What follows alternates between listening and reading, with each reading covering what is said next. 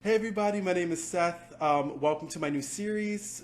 This is going to be a series on Mars through the signs. I'm going to be focusing on Mars through each and every decan. I'm going to be looking at Mars through different tarot cards, actually, which is kind of fun, and talking about what they mean and the story lining up with Mars through each sign and things of that nature. Just fun stuff. If you want to get a full idea of what Mars through the signs and Mars through the decans means, hop over to my Patreon where I will be putting out the full videos. What you guys are getting here on YouTube are just sneak peeks, kind of abridged versions of each video in the series. So if you want to see the full thing, get the full context, get a full idea of what I'm talking about with Mars through the signs, make sure to hop over to my Patreon. That's patreon.com/CancerAstrology and see the full videos there. So I hope you guys enjoyed this abridged version and leave comments below and let me know what you think. Astrology understandable without giving up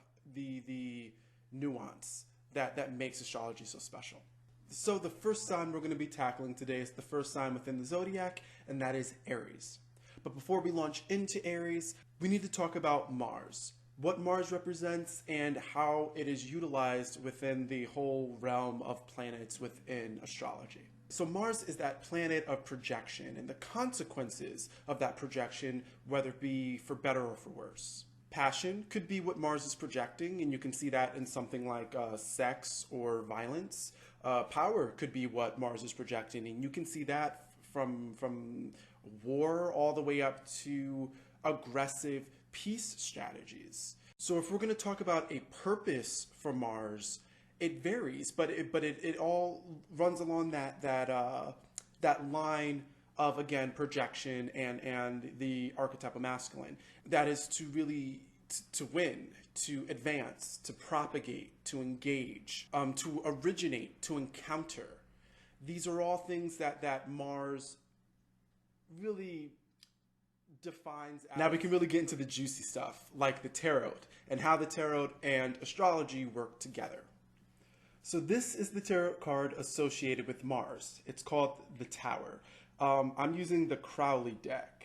So it's pretty different compared to maybe like Rider-Waite or cards that are maybe inspired by Rider-Waite. This is a kind of different inspired card, but for the most part, I think in every deck you're always going to see Mars represented. So that's enough on Mars.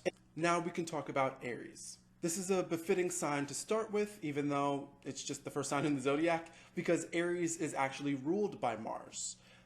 This means that Mars has an innate influence over how Aries is interpreted within the zodiac. You can have Jupiter in Aries, you can have Pluto in Aries, you can have Neptune in Aries. Those are planets kind of traveling through that are adding in their influence that give Aries more dimension. But if you were to say what energy is influencing Aries, no matter what planet is going through that sign, it's always going to be Mars. That's what it means to be a ruler of a sign. That influence never goes away, no matter what transits are going around. There's always going to be a Mars influence over Aries, and also over Scorpio. But it just means I'm teaching you a different way, and a more nuanced way to understand what Aries is capable of, what Mars is capable of, and especially when they're together. And you'll see that throughout all of the signs. So this card is the Emperor. This is the card that represents Aries in the tarot. It definitely signifies, I think, a much different idea of Aries than people usually think of. Because again, people usually think of a warrior. People usually think of someone who's skilled in combat. They usually think of war. They think of anger. They think of aggression. Where an emperor is not that. An emperor is cool. An emperor is calm. An emperor rules over their land and protects their land and does not wage war for the sake of war's sake. You know what I mean? Like they have to think about their people. They have to think about whose lives they're putting at risk. They have to think about the negotiations with other countries besides them, who are their allies, who are their enemies. It's much more about enterprise. I want to introduce the idea of why this series is so much different than my other ones. And that's because in this series, I'm going to be introducing the utilization of the decans. So Aries, like every sign within the zodiac, represents 30 degrees of the 360-degree circle that is the zodiac wheel. Every single sign has 30 degrees of that wheel that is just theirs. It's their domain, so to speak. You take those 30 degrees and you split them up 3 ways. 0 degrees. So why are the decans important? They are important because they clue us in on the idea that signs don't just stop and start. From Pisces to Aries, from Aries to Taurus, it's not like a light switch turning on and off. That's why you zoom in a little bit more and you see the decans are actually transitional points. The first decan of Aries is the transition. When we talk about the first decan of Aries, you can see the first decan of Aries and Mars in Aries in general represented right here with the 2 of Wands. This card represents the first decan of Aries. If you want to get a general idea of what Mars in Aries means when you put all 3 decans together, you could also look here. But there's a big gap between what this card represents when you look at the progression of the decans and what this card represents when you look at the idea of Mars and Aries in general. I'm not going to go through both. Today we're going to just look at what it means when it's the first decan of Aries, the 2 of Wands. Oh, and for the Crowley deck, it is called Dominion. Pretty cool. Natives with Mars in the first decan of Aries have a vivid vision of what they want. And they're able to really dream up, again, this is the influence of Pisces, dream up a clear, distinct idea of what their goals are. They can really mark a target on what they want and fully see it in their mind's eye and focus on it. This is where you get that razor sharp focus that Aries is so known for. It comes from this first decan. That's where it's developed. This is where the theme comes clean. Don't put too much emphasis on what you have because it's going to hinder you from being able to trade it for what you want. If you have something and you love it so preciously and there's something that you want but you're not willing to trade, you no longer have access to it. So you're going to have to learn to detach yourself from the things that are going on around you and the things that you may have in your hand and be willing to give up what is in your hand. Exactly what Mars represents, that everything is just taken away and you suddenly find yourself at a starting point. That's the trade. You come up and there is a business deal. So now we're going to move on to the second decan of Aries, 10 degrees to 19 degrees. And this is represented by this card. Well, so this is represented by this card right here. And it is the 3 of Wands. And in the Crowley deck, it is called Virtue. Now, you'll also see on these decks, there's a symbol, symbolic astrological connection kind of put on these. This is kind of why I really like the Crowley deck out of all decks.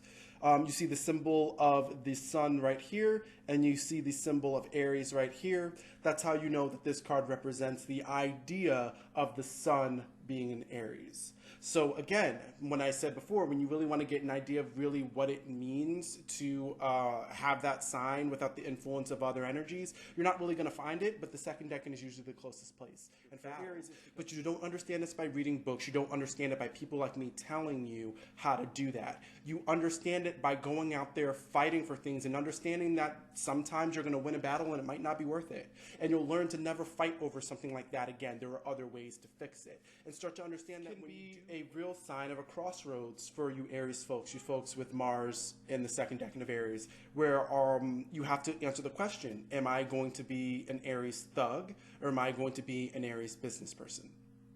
And if you decide to be neither, you might find you're just no one. And if you find a way to choose, talking about the third decan of Aries, this is going to be 20 degrees to 29 degrees. And in the tarot, this decan is represented by this card right here. Switch hands. The 4 of Wands. And in the Crowley deck, it is called Completion. Oh, and if we're going to look at the symbolism here, it's Venus right here on top and Aries right there at the bottom. So this is an influence of Venus over Aries. So let's get into what that learn to engage, propagate, and win at life by utilizing entrepreneurial ideals. the savvy Aries discussed in the first decan, or the accomplished type Aries, the person that deals with internal battle and defeating one's own inner demons sort of thing, that you become an accomplished type Aries, like seen in the second decan. These cannot be accomplished with brute force. Hopefully with Mars traveling through the first decan, traveling through the second decan, with you being born with Mars in the third decan, you understand that brute force will not get you everything. And that becomes a part of what is integral in your mind. You don't automatically balance. And I think that's what really comes in with this decan of Aries, especially we have Mars there. Understanding the balance and not forgetting the lessons that are going to be weighing on your shoulders. Any last decan of any sign, you kind of have a lot more responsibilities on your shoulders, because people tend to treat you as if, and the world seems to treat you as if, and you may even treat yourself as if you should know better, even though you may have never ran into a situation like this before. People just tend to assume. I think it's really fucking interesting. And when we get into Taurus and we start talking about that idea, that transitional point, now manifestation is no longer a priority for Taurus. Taurus just naturally knows how to do it because of this decan. And next week or next month, I don't know when the next video is going to come out, but when it does, we will talk about the idea of what sustaining looks like, how Taurus kind of wraps his mind around that, and is that really what Taurus's function is about? How does it fold into the fold of Taurus? All right, so thanks for watching, you guys. I really hope you enjoyed this abridged version of Mars through Aries, through each decan. It's really fun to make it. I hope you guys are enjoying it. I hope you guys want to see the full version over on Patreon. Also, find me on Twitter, find me on Facebook, find me on Instagram. I'm out there. Connect with me, share with me, follow me. We can definitely discuss. Tell me what you guys think. Share some things that you've learned or found on Mars through different decans, maybe not even Aries, whatever. It's just fun to connect. It's fun to talk. It's fun to see you guys. I'm glad to be back on YouTube. I'm glad to be producing content again. And hopefully you guys are too. So again, thanks for watching, and make sure to stay tuned, because you never know when I'll be talking about you next.